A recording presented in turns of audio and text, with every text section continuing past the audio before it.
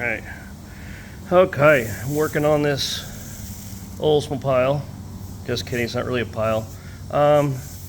Just want to show you, this had cracks in it. I was actually expecting a lot of body filler in here. And I'm not here to pick at anybody's work. Collision repair, body work, it's never fun, it's not easy. But I just want to show you this crack right here. I didn't see that one earlier. And then there's one right here. And then also, it continues on through here. So if you don't get all of those out of there, your problem will come back. It also looks like there was a run in the paint right here, but whatever. But problem is, I think this cracked, and I can smell the paint. It smells like old lacquer paint. They went over the top of that paint with body filler, and it's peeling off. And sometimes that's okay to do when it's thin. But if you build up any kind of body filler all over old paint, especially the old lacquer, those chemicals don't mix well and it'll eventually come out. It looks like maybe somebody might have leaned on the car at one time. But anywho's, I'm gonna get rid of that. Gotta get rid of these cracks here. And then this was another crack that it actually came outward from the trunk. And I had to dig kind of an asshole in it.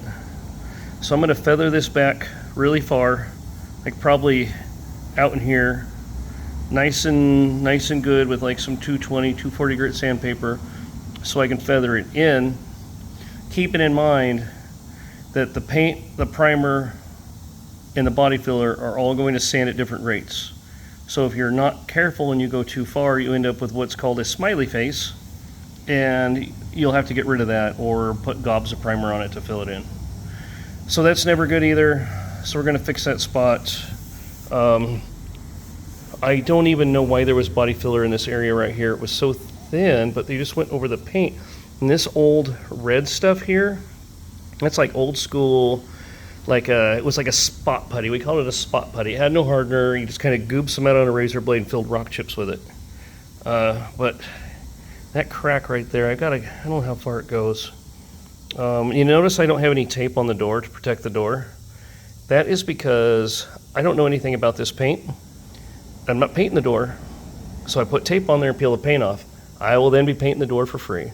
So I'm gonna probably crack it open a little bit like that, so get my sandpaper down in there. Maybe lay a towel over it, thus to prevent me from having to paint it. I'll touch that spot up there for him though. But anyways, it's, yeah, just make sure you get all that stuff out. There's one right there too I just saw. Right there, right there. Right here, right here. So we'll see how far back I have to go. Again, we're not restoring this vehicle. We are cleaning it up just to keep it nice. The guy drives it all the time and loves it, so he uses it. It's great. Unlike that car. That car sits here a lot. That's okay though. That's the first car I ever drove. And there it is. It's my brother and I need to get back on that. That'd be a fun beer drinking event. It's almost done. I'll catch you guys up on that on a later day maybe.